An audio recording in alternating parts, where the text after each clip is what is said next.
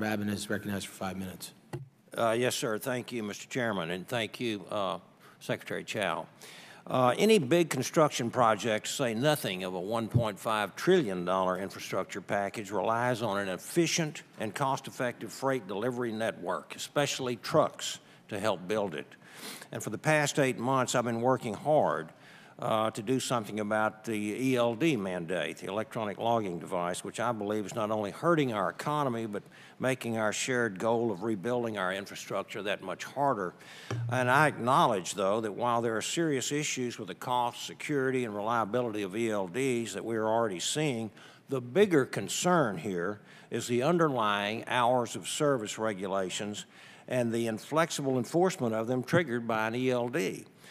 Professional drivers often identify the current HOS requirement as counterproductive and an impediment to safety improvement. Crashes are up, for an example, by 56% since 2010, and drivers say they're often forced to drive when they're at times of high traffic congestion, bad weather, tired, fatigued, and they want flexibility.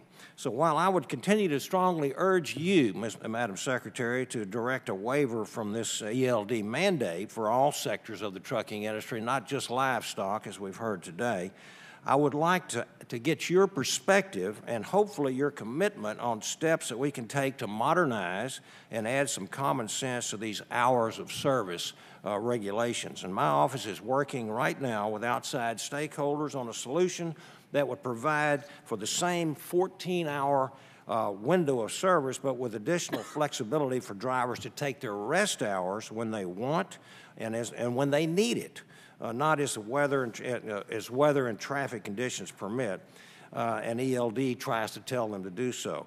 Can I have your commitment to work with us and your team to explore these sorts of options, either through the regulatory or the legislative process, Madam Secretary?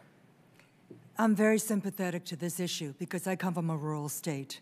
But the ELD issue and the waivers is tied into the hours of service, which is the underlying legislation. Right. We are very much constrained by the law. So we look forward to working with you, and there will be other people on the other side on how to handle this. I understand, but even those on the other side have a problem with the hours of service. And a lot of this could be, I think, taken care of if we could give some flexibility to some of our drivers. It was tightened up in around 2010, 2011. And so I'll be more than glad to to talk with you about all of that. Absolutely. I'd love to do so because, as I said earlier, traffic crashes with trucks are up 56% since 2010. Another question. The state of Texas recently invested millions in a new state-of-the-art Center for Infrastructure Renewal at Texas A&M University. This focuses on all aspects of infrastructure renewal, and from new materials to workforce development to cybersecurity. Can you speak to your agency's strategic plan for engaging with industry and academia to bring innovation and sufficiently trained manpower to our nation's infrastructure agenda? Specifically, your plans to partner with existing comprehensive facilities like our own Texas A&M CIR I mentioned to maximize public-private investment in partnerships to ensure innovation and sufficiently trained manpower fuel our infrastructure investments of the future.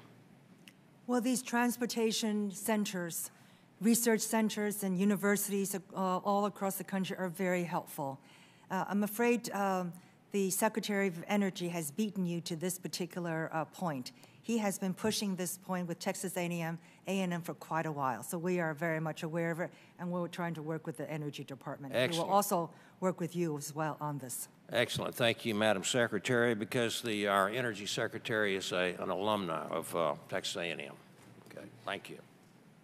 I yield back. I thank the gentleman, and I appreciate the argument you made there. I think this ELD debate shouldn't be about the technology. It's about the rest time. It's about, you know, when the police don't say sleep at a certain time, but truckers can figure that out. And again, with this technology today, we can probably know exactly when somebody's resting and when they're not resting. So again, I think the technology is positive, and again, I appreciate Dr. Babin for bringing that up about the hours of rest need to be flexible for these drivers.